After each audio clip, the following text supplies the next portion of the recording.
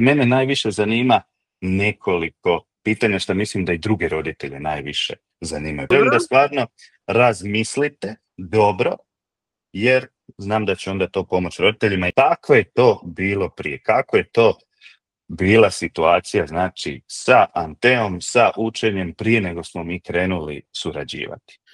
Meni se čini da je to bio lipanj, nekako kraj školske godine ili možda nešto kasnije, kad sam ja vidjela na Facebooku oglas za tečaj brzog pamćenja, lakšeg učenja, klub super učenja i tako to, a meni van u moru tih oglasa svega i svačega,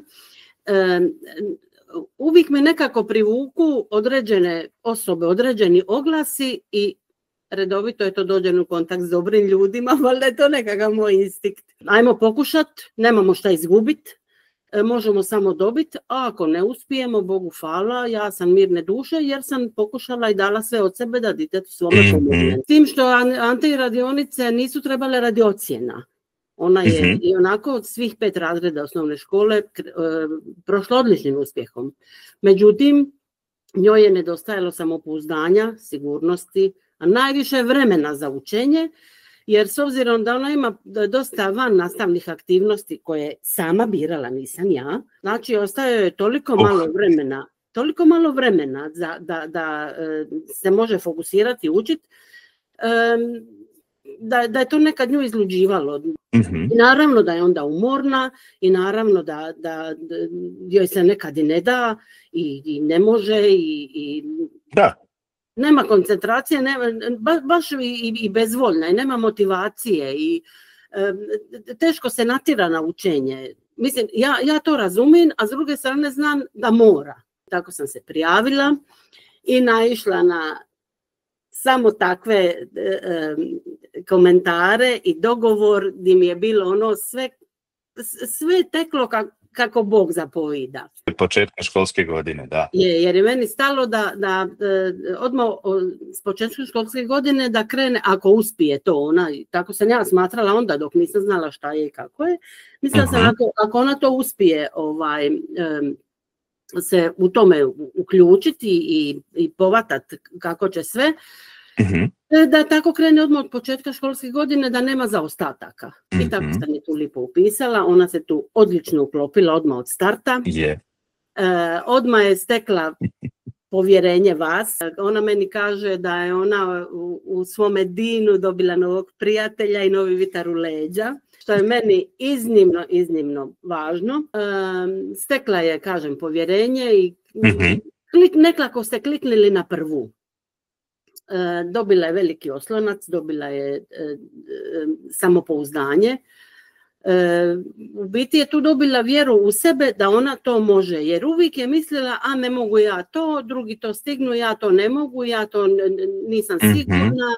Jednostavno, znači, falilo je tog samopouzdanja, falilo je vjere u samu sebe i dobila je spoznaju da ona to može. I meni je dite jednostavno tu procvitalo. Naučila je tu sistem kako lakše zapamtiti, kako fokusirano učiti. Naučila je nove tehnike tog lakšeg pamćenja, a vidim da ih uspješno i primjenjuje. Njeno opće stanje i opće raspoloženje. Aha, kako? Ona je sretnija, ona je vedrija, zadovoljnija jer lakše zapamti, brže nauči, a puno je manje vremena treba za sve to. Više ne traži pomoć da ja nekad ispitam, da provjerim je li zna, je li ne zna. Jednostavno je postala je skroz potpuno samostalna. U svakom slučaju ona obožava te vaše radionice, najprije zbog vas i radi druženja sa drugom djecom. Jer ona uvijek nešto novo nauči iz njihovih primjera. Jer te radionice nije samo učenje i ciljano moraš tako i tako raditi. To su razgovori i širenje njenog vidokruga. Općenito škole i pohađanja i školstva i učenja i primjenjivanja svega što tu čuje. Apsolutno. Ima tu i druženje sa dicom koja imaju neki svoj cilj. Ona je tu u svemu tome pronašla je sebe Ona je sad puna nekako entuzijazma, ona je sva nasmijana, ona je prije bila zatvorenija, samozatajna. Nije izražavala svoje mišljenje iz straha da ne bi nešto krivo rekla. Međutim, ona je, rekla sam vam, ona je tu procvitala, jednostavno je procvitala, jer ona svaki put s osmijehom završava radionice i meni dođe iz sobe i kaže, ajme bako, znaš, to i to se dogodilo, to i to je neko reka.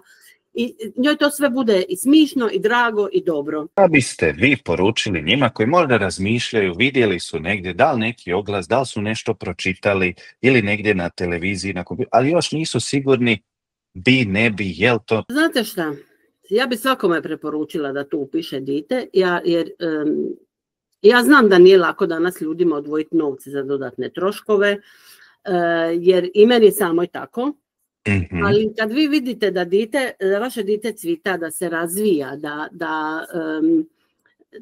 da ima neke nove ciljeve, nove otvorene puteve, svaki bi roditelj da sve za svoje dite. Tako da smatram da je ovo idealan pokušaj za ditetu olakšati život. Ajmo im olakšati na ovaj način i onako težak. Zato imaju ove radionice jer je ovo najbolji početak. Rekla bi, ljudi moji, vjerujte mi, iz mog osobnog iskustva ja govorim da je ovo prava stvar za svako dite.